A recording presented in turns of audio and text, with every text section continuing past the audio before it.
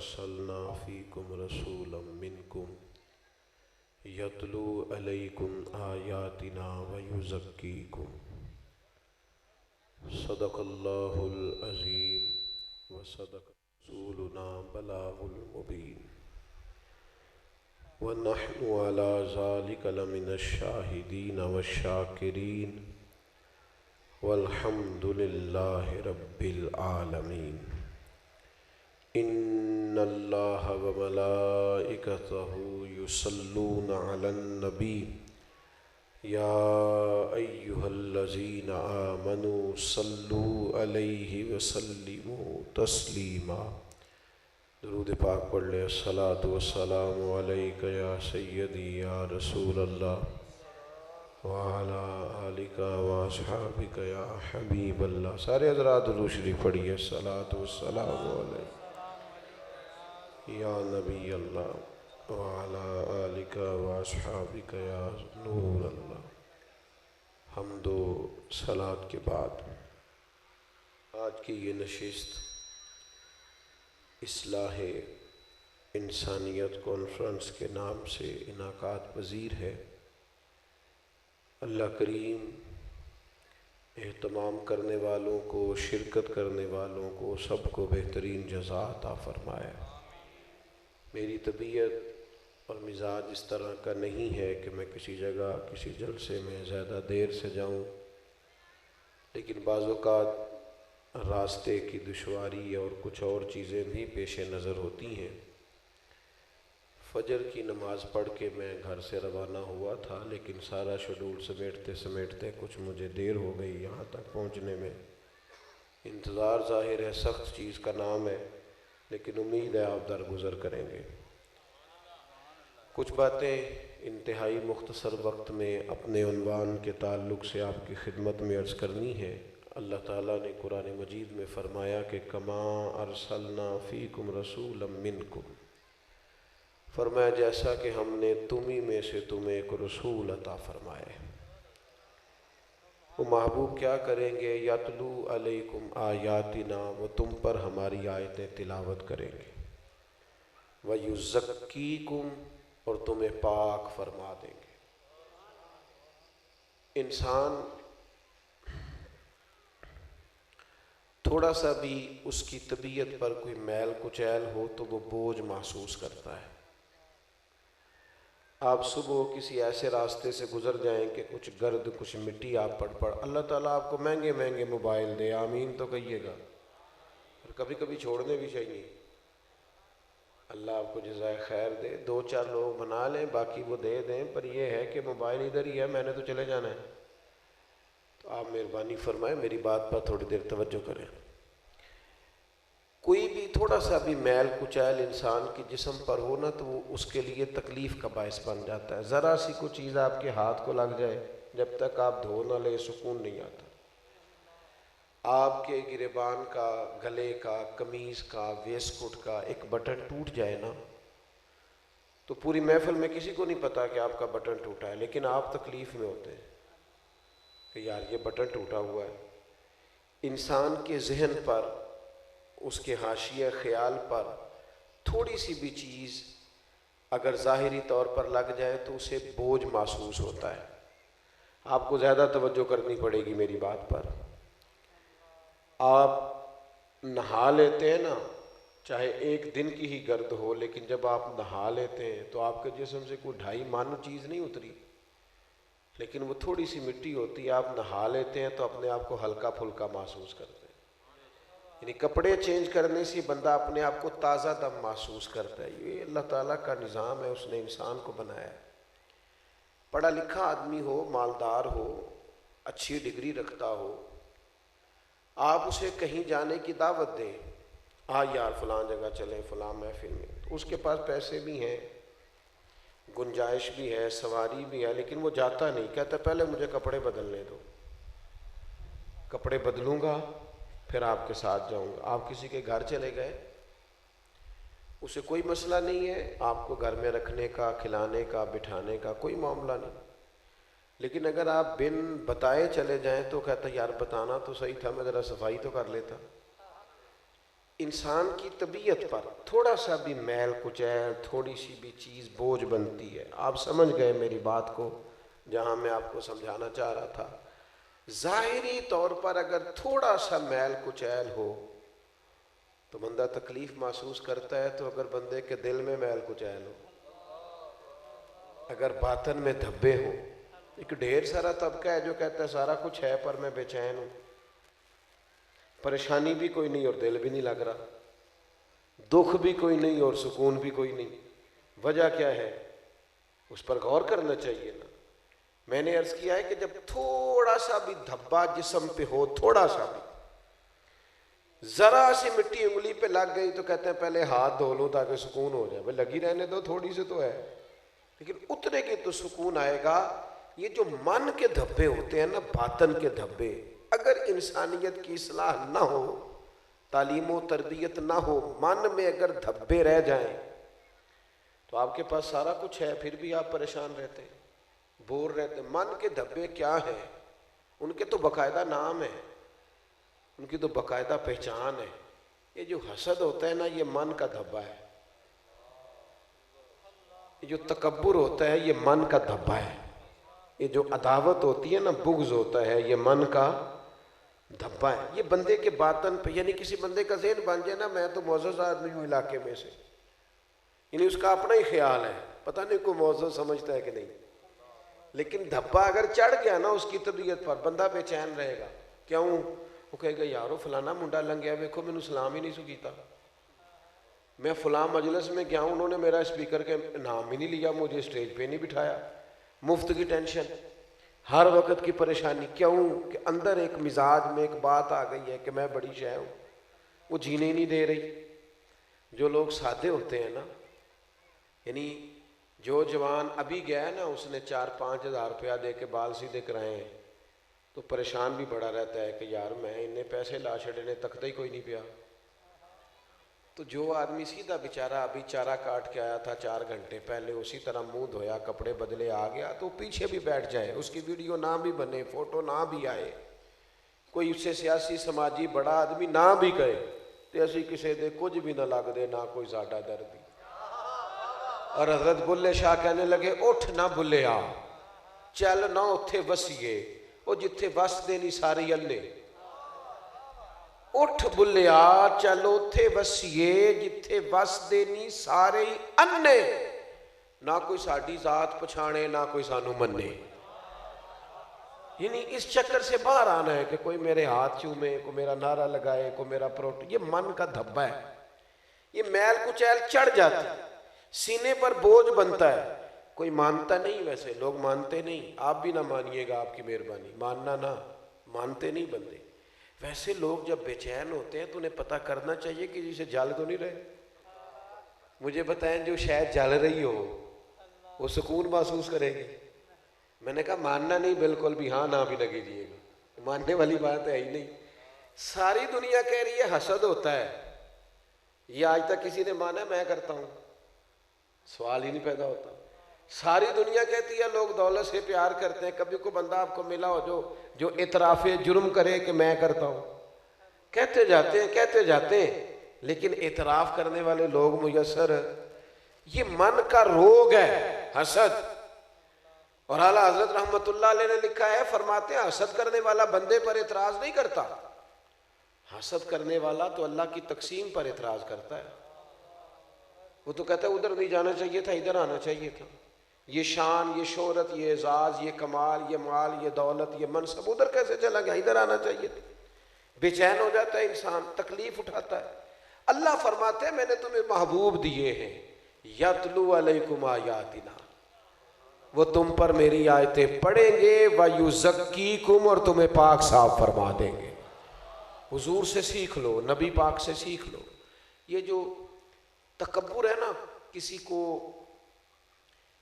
چھوٹا سمجھنا، یہ بہت بڑا روگ ہے انسانی زندگی میں. ہمارے یہاں بہت سارے لوگ نا اپنی شان خود ہی بنا لیتے ہیں. وہ کہتے ہیں میں 25 سال خدمت کی تھی، کسی نے 30 سال کی تھی، کسی نے 18 سال. وہ خود بخود ہی اپنی شان بنا لی. اس شان کے پیچھے لگ کے بیچارے پریشان ہو جاتے ہیں. شاپر کوئی اٹھائے میرا، کوئی مجھے سلوٹ کرے، کوئی میرے جوتے اٹھائے، میری عظمت سمجھی جائے۔ آپ دیکھتے ہیں بہت سارے لوگ سارا دن اپنے حقوق کی بیان کرتے رہتے ہیں، اپنے گروہ کے بارے میں، اس گروہ کو کوئی نہیں پوچھتا۔ آہستہ آہستہ نتیجہ کیا نکلتا ہے؟ انسان سہارے ڈھونڈنے والا ہو جاتا ہے۔ شیخ الحدیث استاذ الاساتذہ حضرت علامہ عبد المصطفیٰ ازہری صاحب رحمۃ اللہ علیہ، اعلیٰ حضرت کے خلیفہ تھے جنہوں نے بہار شریعت لکھی ہے، مولانا امجد علی صاحب اعظمی رحمۃ اللہ علیہ، ان کے بیٹے تھے، بہت بڑے عالم تھے۔ لکھا ہے کہ ایک دفعہ لاہور میں خطاب فرما رہے تھے تو تقریر کرتے کرتے کہنے لگے میرے ہزاروں شاگرد ہیں اور ہزاروں چاہنے والے ہیں، پر اللہ کا شکر ہے میں اپنے جوتے خود اٹھاتا ہوں۔ کہنے لگے میں اس تکلف کا شکار، بلا وجہ اپنا اعزاز بنا لینا، بلا وجہ۔ وہ میری اماں جی کبھی ہم انہیں گھر میں کہتے نا کہ اماں جی چھڑ دیو اسی جو سارے ہیں وہاں تے، اماں جی فرماندے تھوڑا دل ہے میں بواں تے بہ ہی جاواں۔ فرمان لگے میں اپنے کام آپ کر سکنی ہے مینوں کرن دیو۔ اس سے انسان تک ہم نے نا بلا وجہ بعض چیزیں طاری کر لی، وہ ہمیں تکبر میں مبتلا کر دیتی ہیں۔ اور نبی پاک علیہ السلام نے فرمایا جس کے دل میں رائی کے دانے کے برابر تکبر ہوا، فرمایا اللہ قیامت کے دن ان لوگوں کی شکلیں چیونٹیوں جیسی کر دے گا۔ رائی کے دانے کے برابر بھی تکبر ہوا تو جنت میں نہیں جائے گا۔ اور عاجزی، جو عاجزی ہوتی ہے نا اس کی شکل نہیں ہوتی، تکبر کی بھی شکل نہیں ہوتی۔ بہت سارے جھوکے ملنے والے بھی عاجز نہیں ہوتے، وہ تے کام کڑا رہے ہوتے ہیں۔ ہاں بہت سارے بڑا میٹھا بولنے والے بھی عاجز ہے، وہ تو اپنا مطلب پورا کر رہے ہوتے ہیں۔ عاجزی تو دل کا سودا ہے، تو اپنے دل سے پوچھ کہ تو رب کے بندوں کو حقیر سمجھتا ہے یا اللہ کے بندوں کو عزت دیتا ہے؟ یہ تو دل کا معاملہ ہے، دل سے پوچھنے والی بات۔ یہ تو بندے کا اللہ رسول سے راز ہے، انکساری، عاجزی، عجز۔ نبی پاک علیہ السلام سے ملک شام کا رہنے والا یا مصر کا رہنے والا ایک غریب آدمی ملنے آیا اپنے امیر کا کوئی پیغام لے کر۔ اصل تو بخاری میں موجود ہے اس حدیث کی، لیکن قاضی ایاز علیہ رحمہ نے بھی شفا شریف میں بھی تفصیل لکھا ہے۔ عرب کے لوگ جو تھے نا بڑا تکبر رکھتے تھے، وہ اپنے غلاموں کو ہر وقت تکلیف دیتے، دبا کے رکھتے، تنگ کرتے اور بلا وجہ بھی کرتے، تو لوگ سہمے رہتے، ڈرے رہتے۔ حالانکہ حالات کے سہمے ہوئے لوگوں کو بتا دو حالات بدل جاتے ہیں، کوئی ایک جیسے نہیں رہتے۔ ڈری ڈری سہمی سہمی تھکی باتیں نہیں کرنی چاہیے۔ تو وہ شخص حضور سے ملنے آیا تو جب اس نے دیکھا نا نبی پاک علیہ السلام کے صحابہ بھی بہت احترام کر رہے ہیں، ہاتھ باندھے ہیں، وہ کانپنے لگ گیا۔ حضور نے فرمایا ڈرتے کیوں ہو؟ کہنے لگا میں مدینے کی حکومت کے سربراہ کے پاس آیا ہوں، ڈر لگتا ہے کوئی ایسی بات نہ ہو جائے آپ ناراض ہو جائیں۔ کیونکہ وہ ڈرے ہوئے لوگ تھے نا، ڈرے ہوئے تھے۔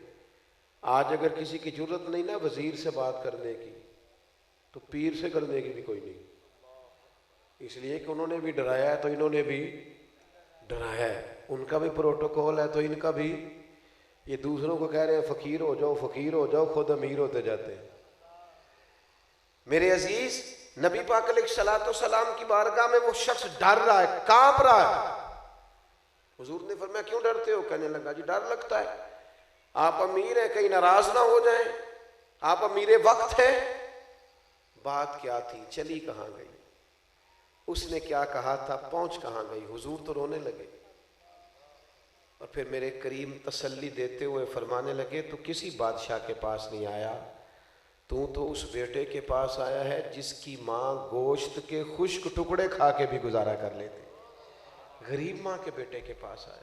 لوگوں کو تکلف میں مبتلا نہ کیا جائے، ہمارا پروٹوکول، ہماری شان۔ وہ کبھی داماد صاحب گھر میں آ جائے نا تو بیچارہ سسر دعائیں مانگتا پھرتا ہے کہ اللہ کرے صحیح صحیح چلا جائے، اور اس نے بھی جتنی عزت کرانی ہے ساری سسرال والوں سے کرانی ہے۔ فخر کے ساتھ بتاتے ہیں میں نہیں جاتا جی گھر میں، دروازے میں بچے اتار کے آ جاتا ہوں۔ یہ کمال کی بات ہے؟ کسی کی بیٹی کی وجہ سے اسے تکلیف دینا یہ کوئی چودھری ہونے کی علامت؟ یہ کوئی اعزاز ہے؟ یہ تو نے کمال کیا ہے؟ کوئی بڑی بات ہے؟ بڑی بات تو یہ ہے کہ انسان کسی کے ہاں بھی مہمان جائے تو وہ بندہ پریشان نہ ہو، وہ تکلیف محسوس نہ کرے، اسے کوئی پروٹوکول نہ دینا پڑے، وہ کسی اذیت کا شکار نہ ہو۔ بدر کی جنگ کے لیے جب نبی پاک علیہ السلام تشریف لے گئے تو آپ نے سن رکھا ہے کہ اس وقت حالات یہ تھے کہ 3 لوگوں کے لیے ایک سواری تھی۔ تو ایک سواری پہ حضرت مولا علی شیر خدا تھے، نبی پاک علیہ السلام تھے، اور ساتھ غالباً حضرت ابو لبابہ تھے۔ اب چونکہ 3 آدمی سواری پہ بیٹھے تو سواری کو تکلیف ہوتی ہے، اور میں اس دین کے ماننے والا ہوں، آپ اس دین کے ماننے والے ہیں جو جانوروں کی تکلیف کا بھی احساس کرتا ہے، جانور کو زیادہ تکلیف نہ ہو، اس کا بھی دین احساس کرتا ہے۔ تو کریم محبوب علیہ السلام نے فرمایا بھئی 2 بندے بیٹھ جائیں سواری پہ، ایک پیدل چلے۔ کچھ دیر وہ پیدل چلے اور پھر ایک اور بیٹھ جائے، ایک اتر جائے، اور جو پہلے چل رہا تھا وہ بیٹھ جائے، 2 بیٹھ جائیں، 3 نہ بیٹھیں۔ اب نبی پاک علیہ السلام نے خود بھی یہی کیا، ایک سواری، ساتھ مولا علی، ساتھ حضرت ابو لبابہ رضی اللہ تعالی عنہما۔ اب ایک دفعہ حضرت ابو لبابہ حضور علیہ السلام کی مقدس پشت پر بیٹھے، پیچھے سفر ہوا، پھر حضرت مولا علی بیٹھے، حضرت ابو لبابہ پیدل چلے۔ آپ کی توجہ ہے میری بات پر؟ اب حضور کی باری آئی پیدل چلنے کی، کریم نیچے اتر آئے، اب میں پیدل چلوں گا۔ دست بستہ دونوں غلاموں نے عرض کی حضور ہماری جانیں بھی قربان، ہماری روحیں بھی قربان، ہمارے ماں باپ بھی قربان، ہماری اولادیں بھی قربان، حضور مہربانی کریں ہم پیدل چلتے ہیں، آپ تشریف رکھیں۔ پتہ ہے حضور نے کیا فرمایا؟ یہ دیکھیں، یہ قرین قیاس ہے، بالکل عین عقل کے قریب بات۔ حضور فرمانے لگے تم مجھ سے زیادہ طاقتور ہو کہ تم پیدل چل سکتے ہو، میں نہیں چل سکتا، تم زیادہ طاقتور ہو۔ اور پھر حضور فرمانے لگے تم نے اللہ تعالیٰ سے زیادہ اجر لینا ہے، میں نے بھی تو اپنے رب سے اجر لینا ہے۔ آپ اپنی زندگی میں نا ذرا لیول ٹھیک کریں، چلیں زیادہ لمبی بات نہیں کرتا، جو لیول بیٹی کا ہے نا وہ اتنا بہو کا بھی بنا لے۔ ناراض ہو گیا ہو؟ نہیں، آپ خوش تو ہو نا، میں نے خوشی والی بات کی ہے، زیادہ نہیں، میں یہ نہیں کہتا بیٹی سے زیادہ درجہ دے دے، جتنا لیول آپ کے ذہن میں اپنی بیٹی کا ہے نا وہ اتنا بہو کا بھی بنائے، وہ بھی بیٹی ہے، اسی زاویہ نظر سے اسے بھی دیکھیں۔ وہ یعنی بیٹی اگر جا کے سسرال میں کام نہ کرے، شکایت ہے تو کہتے ہیں یہ تو بچی ہے، اور اگر بہو سے کام ٹھیک نہ ہو تو کہتے تینوں اماں نے سکھا کے نہیں کلیا۔ اور بھائی تیرا اپنی بیٹی کے بارے میں فتویٰ یہ ہے کہ ابھی بچی ہے، اور دوسری کی بیٹی کے بارے میں یہ نقطہ نظر کیوں نہیں، یہ تیری رائے کیوں نہیں؟ تو مساوات میں آئے، یہ تکبر، یہ حسد، پھر عداوت، کینہ بڑی بیماری ہے۔ کسی سے لڑائی ہو جاتی ہے نا، اختلاف رائے ہو جاتا ہے، جہاں زندہ لوگ رہتے ہیں وہاں رائے کا اختلاف بھی مردوں میں نہیں ہوتا، چونکہ فوت ہو گئے، ان میں رائے کا اختلاف، جہاں زندہ لوگ رہتے ہیں وہاں رائے کا اختلاف بھی 100% ہوتا ہے۔ ایک آپ صبح بچوں سے پوچھ لیں آج پکانا کی ہے، تو ایک کہے گا میں نے یہ نہیں کھانا، تو دوسرا کہے گا میں نے، تو ان سے عداوت پیدا کر لیں گے۔ یہ رائے کا اختلاف ہے، یہ ہو جاتا ہے، یہ زندہ لوگوں کی علامت، اسے خوش دلی سے قبول کریں، لیکن ہم ضد بنا لیتے ہیں۔ بہت سارے لوگ کہتے ہیں آپ نے مجھ سے مشورہ مانگا تھا، اگر ماننا نہیں تھا تو مانگا کیوں تھا؟ وہ خدا کے بندے، مشورہ مانگا تھا، حکم تو نہیں نہ مانگا تھا۔ مشورہ وہ ہوتا ہے قبول بھی کیا جا سکتا ہے اور رد بھی کیا جا سکتا ہے، تو آپ نے تو حکم دے دیا، پھر اس نام ماننے پر اتنی بڑی ناراضگی، وہ بھائی نے جی اپنی بیٹی کی منگنی کیا تو مجھے بلایا نہیں، لہذا میرا مرنا جینا ختم ہو گیا۔ خدا کے بندے، بھائی تو بیٹی کی شادی پہ بھی نہ بلاتا تو پھر بھی جائز نہیں اس سے تعلق توڑنا، اس کی مرضی بلائے چاہے۔ آپ کس چکر میں بگڑ رہے ہیں اور اتنا لمبا بگڑ رہے ہیں؟ عداوتیں نہیں، بغض نہیں، حسد نہیں، ہم بغض پیدا کرتے ہیں۔ چلے جی برادری اکٹھی ہو گئی، چودھری صاحب آگے صلح کر لو، لڑائی ہوئی تھی صلح کر لو، اب آگے چودھری صاحب، اب آگے برادری کے بڑے، صلح کر لینی ہے، معاف نہیں کرنا، پھر انتظار کرنا ہے کہ جب میرے قابو آئے گا نا۔ یہ مومن کا طریقہ نہیں، عداوت دل میں رکھنا، بغض رکھنا۔ جب آپ نے کہا میں نے معاف کیا تو پھر معاف کیا۔ اللہ کے رسول صلی اللہ تعالیٰ علیہ وسلم جب کسی کو معاف کرتے تھے تو اس کی پچھلی غلطیاں بھی نہیں گنواتے تھے۔ ہمارے یہاں لوگ اتنا لمبا پیچھے سے دفتر کھولتے ہیں باتوں کا کہ ان میں سے بذات خود کچھ نئی تلخیاں جنم لے لیتی ہیں۔ وہ سوال جواب کی نشست شروع ہوتی ہے تو صلح بیچ میں ہی رہ جاتی۔ نبی پاک علیہ السلام نے فرمایا جمعرات اور پیر والے دن لوگوں کے اعمال اللہ کی بارگاہ میں جاتے ہیں۔ سنو میں اصلاح انسانیت پر بات کر رہا ہوں۔ کہا جمعرات اور پیر کو اللہ کی بارگاہ میں لوگوں کے اعمال جاتے ہیں، حاجیوں کے بھی، نمازیوں کے بھی، قاریوں کے بھی، عبادت گزاروں کے بھی، سخیوں کے بھی، سب کے۔ حضور فرماتے ہیں اللہ تعالیٰ سب کے اعمال کو قبول فرماتا ہے۔ جن دو بھائیوں کے درمیان عداوت ہوتی ہے نا، اللہ فرماتے ہیں فرشتوں ان کو رہنے دو، پہلے صلح کر لیں پھر ان کے اعمال قبول کریں۔ تو تیرے یہ جو اندر کا عداوت ہے یہ تو تیری عبادات میں رکاوٹ بن گیا ہے، لیکن ہم معافی دینے کو تیار نہیں۔ چھوٹی سی بات ہوتی ہے، چھوٹی سی، اسے بھول جائیں، ختم ہو گئی بات۔ کسی نے کار بھی لی تو پھر کیا ہے، ہو جاتی ہیں باتیں۔ تھوڑا کشادگی پیدا کریں۔ نبی پاک علیہ السلام نے فرمایا، ترمذی میں حدیث ہے، میری خواہش ہے آپ یہ حدیث یاد رکھیں۔ حضور نے فرمایا، حضرت انس بن مالک سے فرمایا، اے انس، اے میرے بیٹے، صبح اس حال میں کرنا کہ تمہارے دل میں کسی کا بغض نہ ہو۔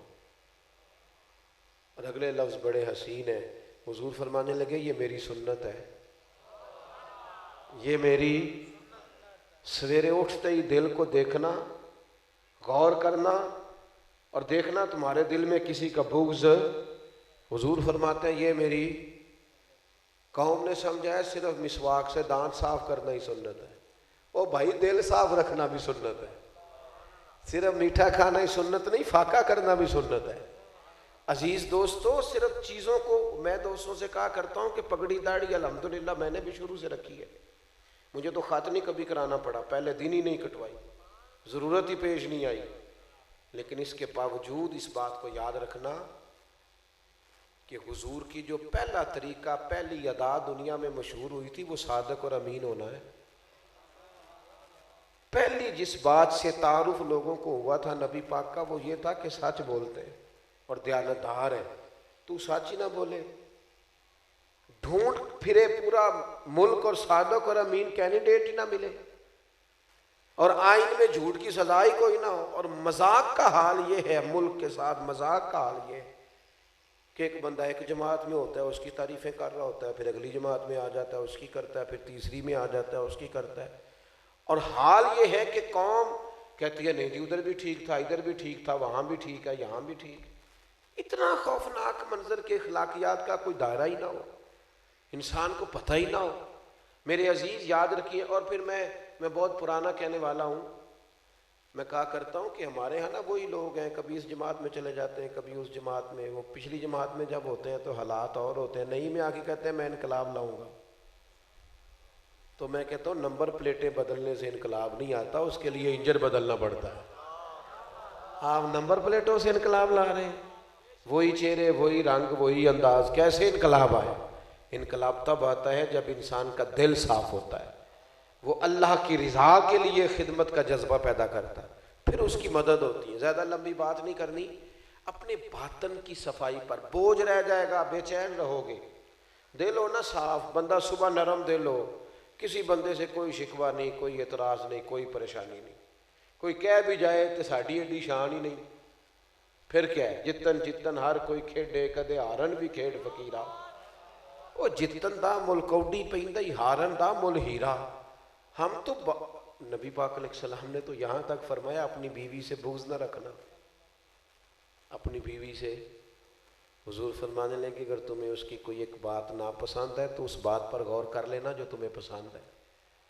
یعنی بیوی کی ایک آدھ عادت کی وجہ سے یہ حدیث بتاتی ہے کہ بعض بندے بیوی کا بھی بغض پیدا کر لیتے ہیں، مقابلے پہ کھڑے ہو جاتے ہیں، بچے بیچارے فیصلہ کرا رہے ہوتے ہیں کہ ابا ٹھیک ہے کہ اماں ٹھیک ہے، اس لیے کہ ہر وقت کی لڑائی، ویسے میرا ایک فتویٰ بھی ہے اس مسئلے میں، آپ ویسے اختلاف کر سکتے ہیں، میں نے کئی جگہ پہ بیان کیا، اجازت دیتا ہوں دوستوں کو کہ اختلاف، میرا فتویٰ یہ ہے کہ میاں بیوی کی جھگڑے میں زیادہ غلطی میاں صاحب کی ہوتی ہے۔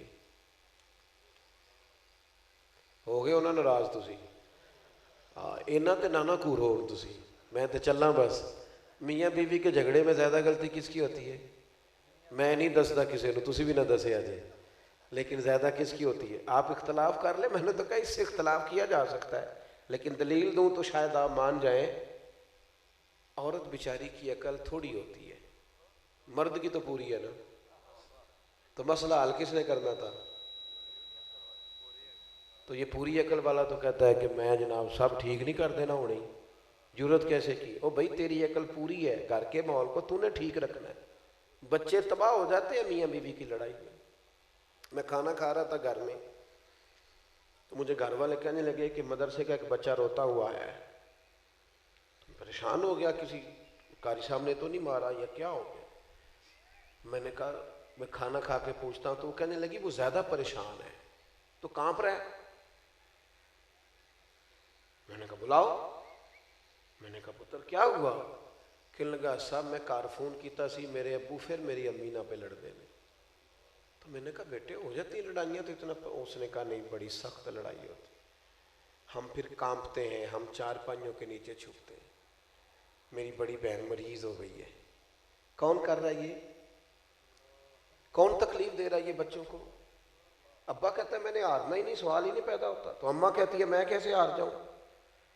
رشتے ہار جاتے ہیں، طلاقیں ہو جاتی ہیں، بچے ماں باپ کے ہوتے ہوئے یتیموں جیسی زندگی گزارتے ہیں، لیکن ہم ہارنے کو تیار۔ وہ چل ہار جا یار، اپنوں کے لیے ہار جا، اپنی اولاد کی خاطر ہار جا، کچھ تھوڑا سا وقت گزار، لیکن وہ مزاج نہیں ہے۔ بہرحال نبی پاک علیہ السلام کی بارگاہ میں حضرت ابو ہریرہ رضی اللہ تعالیٰ عنہ فرماتے ہیں حضرت عبداللہ ابن عمر بیٹھے تھے اور بھی کچھ لوگ بیٹھے تھے، تو دروازے پہ دستک ہوئی۔ یہ مسند امام احمد بن حنبل میں موجود۔ حضور نے فرمایا دروازہ کھولو، جو بندہ دروازے پہ آیا وہ جنتی ہے۔ یہ دیکھیں اللہ نے میرے محبوب کو کیسا علم عطا فرمایا ہے، وہ جنتی ہے۔ حضرت عبداللہ ابن عمر کہتے ہیں دروازہ کھولا، بندہ بڑا سادہ سا تازہ وضو کیا، اس نے پانی کے قطرے ابھی ٹپک رہے ہیں، جوتے لپیٹ کے بغل میں ڈالے، حضور کی بارگاہ میں آئے، جوتے رکھے، حاضر ہوئے، جو عرض کرنی تھی وہ کی، چلے گئے۔ فرماتے ہم بڑا رش کرنے لگے، یار کمال ہو گیا جسے حضور جنتی کہہ دے، گارنٹیاں ہو گئیں۔ فرماتے ہیں اگلے دن وہی ٹائم تھا، اسی وقت ہم حضور کی بارگاہ میں بیٹھے تھے، پھر دروازے پہ دستک ہوئی، تو محبوب نے فرمایا دروازہ کھولو، جو دروازے پہ آیا جنتی ہے۔ فرماتے ہیں اتفاق کی بات یہ ہم نے دروازہ کھولا تو بندہ وہی تھا جو کل آیا تھا، اور حیران ہو گئے، حضور تو ایک بار کہہ دیں کمال ہو گئی، یہاں تو دو بار کہہ دیا۔ فرماتے ہیں اللہ کی قدرت، حسن اتفاق، کرم بالائے کرم، تیسرا دن وہی ٹائم وہی جگہ ہم بیٹھے تھے، پھر دستک ہوئی، فرمایا دروازہ کھولو بندہ جنتی ہے۔ فرماتے ہیں مزہ آ گیا، دروازہ کھولا تو بندہ وہی تھا جو پہلے 2 دن آیا ہے۔ اب تو فرماتے ہیں حد نہ رہی ہماری۔ حضرت عبداللہ ابن عمر کہتے ہیں وہ گھر جا رہا تھا، میں پیچھے ہو گیا، میں نے کہا یار کو 2-3 دن مجھے مہمان رکھ لو گے؟ اب کہتے ہیں وہ کہنے لگے میں کوئی امیر آدمی نہیں ہوں، روکھی سوکھی جو ہوگی پیش کر دوں گا۔ میں نے کہا میں رہوں گا۔ فرماتے ہیں میں 3 دن اور 3 راتیں اس کے پاس رہا، میں دیکھنا چاہتا تھا وہ کیا ایسا عمل کرتا ہے کہ 3 دفعہ حضور نے جنتی کہا، لیکن آپ فرماتے ہیں کہ وہ تو عشاء پڑھ کے سو جاتا، فجر تک سویا رہتا، اٹھ کے فجر پڑھتا، اور میں تو تہجد بھی پڑھتا تھا، اور صدقات و خیرات بھی میں اس سے زیادہ دیتا تھا۔ سمجھ نہیں آئی کہ کیا ایسی خاص بات۔ تیسرے دن میں جانے لگا تو وہ مجھے کہنے لگے کہ آپ آئے بھی اور جا بھی رہے ہیں، تو میں نے کہا یار سادی سی بات ہے، میں تو دیکھنا چاہتا تھا تو کیا عمل کرتا ہے، لیکن میں نے تو کوئی بڑا عمل کرتے نہیں دیکھا۔ تو کہتے ہیں وہ مجھ سے کہنے لگے عمل تو وہی ہیں جو آپ نے دیکھ لیے، ہاں ایک بات ہے، میں نے جب بھی اپنا دل دیکھا ہے نہ حسد ہے، نہ بغض ہے، نہ تکبر ہے، نہ کینہ ہے، دل دریات سمندروں ڈونگے، کون دلاں دیاں جانے، تے 14 طبق میرے دلے دے اندر، میں تمبو وانگوں تانے، کشادہ ہے میرا دل، میرے دل میں کسی کے لیے کوئی عداوت نہیں۔ ہاں دشمنان دین کے لیے اشداء علی الکفار کے لفظ آئے، لیکن اپنوں کے لیے کوئی عداوت نہیں، کوئی بغض نہیں، کوئی کینہ نہیں، کوئی کھوٹ نہیں۔ فرمانے لگے میں سمجھ گیا. میں نے کہا بس یہ تیرے دل کی صفائی ہے جس کی وجہ سے مدینے والے محبوب نے 3 دفعہ جنت کی بشارت عطا فرمائی. تو آج کی ساری گفتگو میں اصلاح انسانیت کے لیے میں جس چیز کو سب سے ضروری اور اہم سمجھتا ہوں، اور میں جسے سمجھتا ہوں جس کی ہمیں بڑی حاجت اور ضرورت ہے، وہ ہے ہمیں اپنے دلوں کو صاف کرنا چاہیے. اپنے باطن سے اگر یہ ساری چیزیں ہم نکال دیں، یہ کھوٹ، یہ عداوت، آپ یقین کریں ہم اپنوں کے ساتھ رہتے ہیں پر ساتھ نہیں ہوتے. ہم اپنوں کے بیچ وقت گزارتے ہیں پر اس کا لطف نہیں لے پاتے. ہم لوگوں کے ساتھ رہتے ہیں لیکن چونکہ دل صاف رکھ کے نہیں رہتے، لہذا ساتھ رہنے میں بھی کوئی لطف نصیب نہیں ہوتا. اپنی طبیعتوں میں، اپنے مزاجوں میں، اپنے روزمرہ کے معاملات میں، جہاں آپ کپڑوں کی صفائی پر بڑا دھیان دیتے ہیں اور کنگھا بڑے احتیاط سے کرتے ہیں اور باقی چیزوں کا آپ ظاہراً بڑا خیال رکھتے ہیں، حضور نے فرمایا تھوڑا دل پر بھی توجہ کرو، اپنے باطن پر بھی تھوڑی نگاہ ڈالو. اگر یہ میلا کچالا ہو گیا تو پھر بھی سکون نہیں آئے گا. اللہ کی بارگاہ میں دعا کرتا ہوں جو میں نے کہا ہے اللہ اسے قبول فرمائے، اور گفتگو کرتے اگر کہیں بھول گئے تو اللہ تعالیٰ درگزر فرمائے. وما علینا الا البلاغ المبین. محفل آگے چلے گی جی. اللہم صلی علی سیدنا و مولانا محمد معدن الجود والکرم وآلہ وصحبہ وبارک وسلم. اللہ کریم دوستوں نے بہت بہترین اہتمام کیا. اہتمام کرنے والوں کی کوشش کو قبول فرما. قرب و جوار سے یا دور دراز سے جتنے لوگ تشریف لائے، مالک سب کو قدم قدم برکتیں عطا فرما. امت کے حق میں رحمت والے فیصلے فرما. پاکستان پر اپنا فضل و احسان فرما. اللہ کریم بیماروں کو شفا عطا فرما.